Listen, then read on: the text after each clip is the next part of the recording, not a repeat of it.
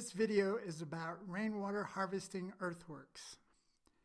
Now in the past I used to just call this rainwater harvesting, but almost always people would immediately start thinking about, well, cisterns, catching water off the roof and put it in the cisterns.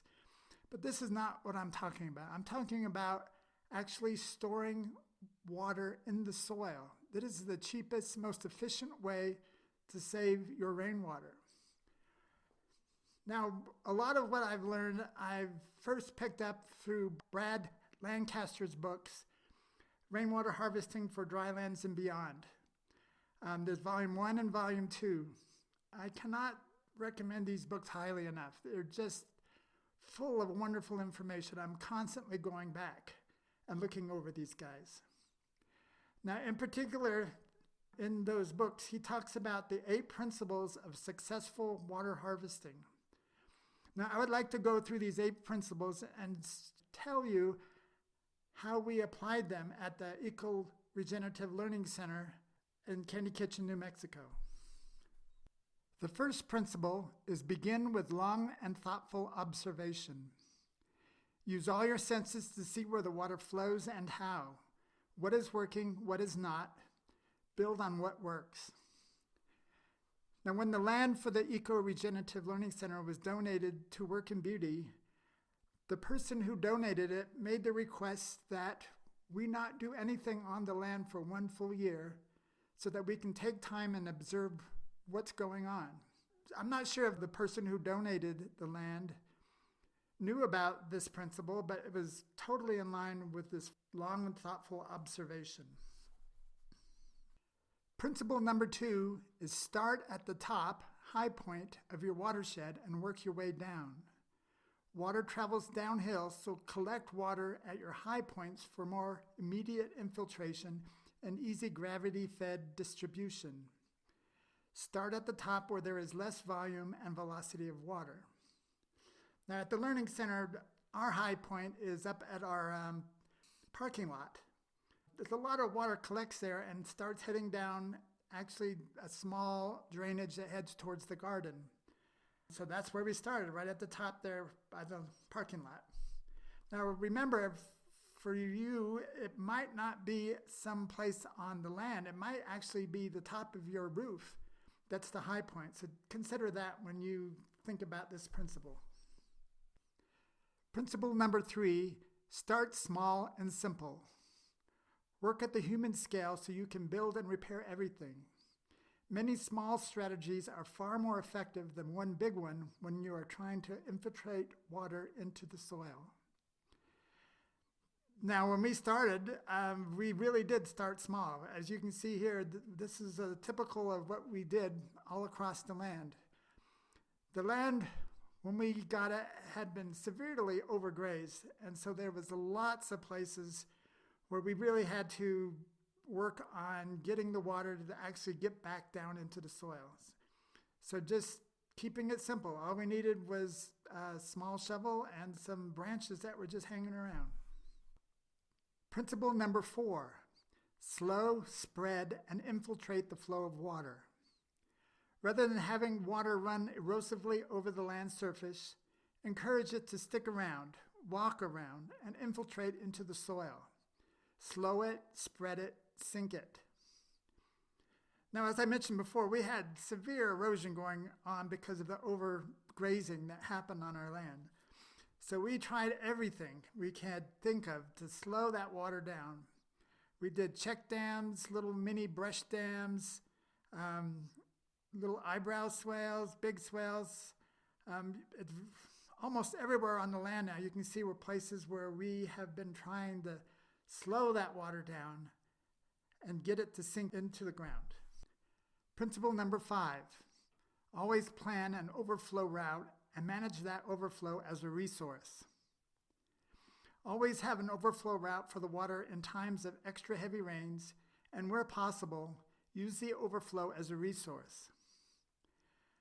Now, speaking from experience here, no matter how big you think your water catchment is, there will always come a time where a huge rain is going to come and it's going to overflow.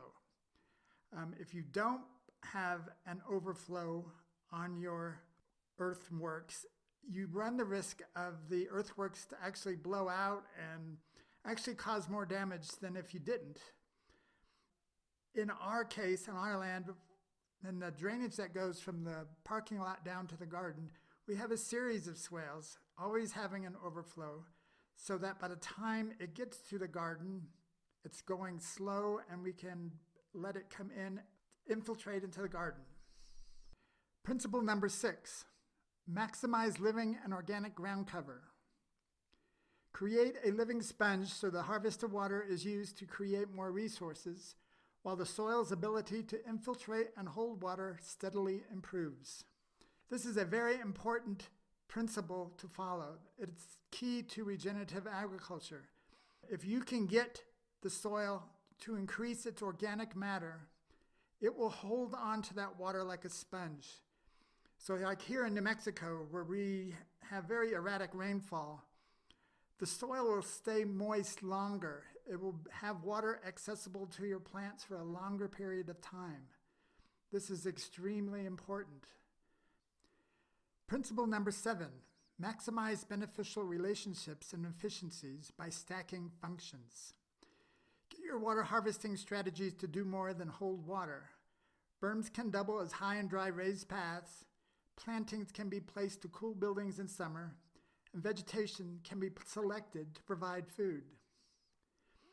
Now, at the Eco-Regenerative Learning Center, one of our main focuses is to get people to grow food. So most of our water harvesting earthworks usually have a bush of some kind that's usually like a berry, any type of a small fruit, so that we're always doing more than just stopping erosion. We're actually growing food.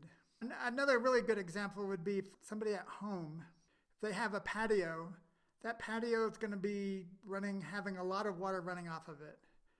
So why not have a water harvesting earthworks that collects that water and allows for a tree to grow, and place that tree so that there is shade for the patio.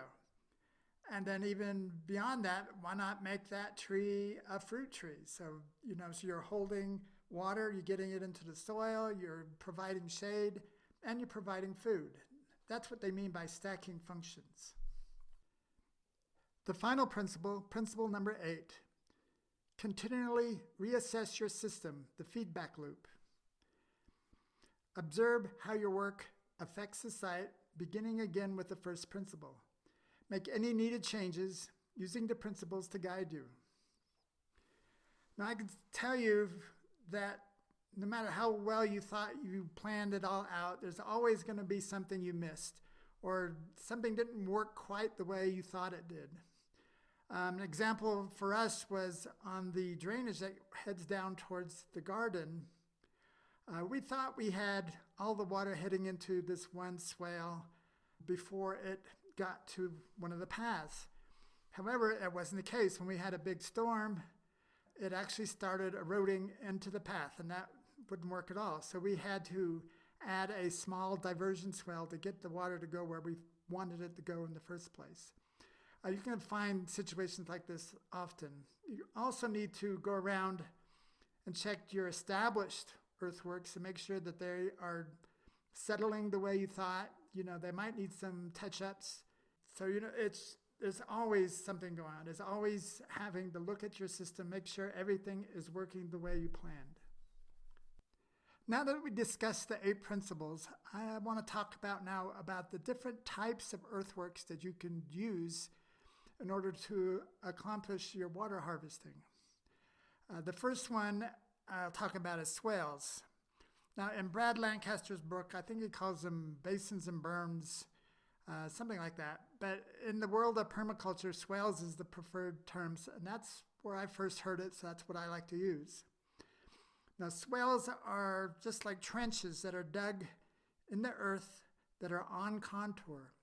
Now, when I say on contour, that means all on the same level, so that when water comes into the swale, it fills up evenly.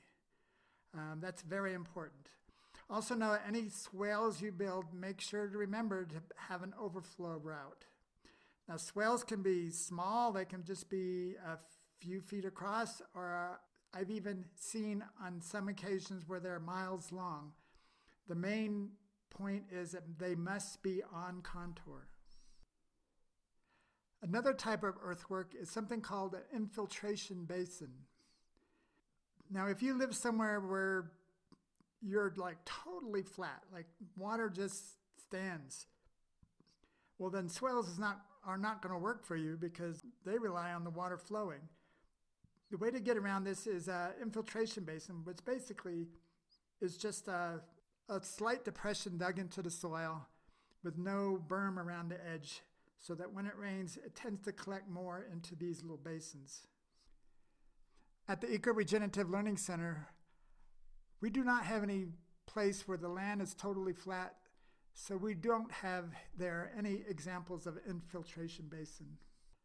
Another type of earthwork is the terrace. This is probably the most recognizable of all the earthworks.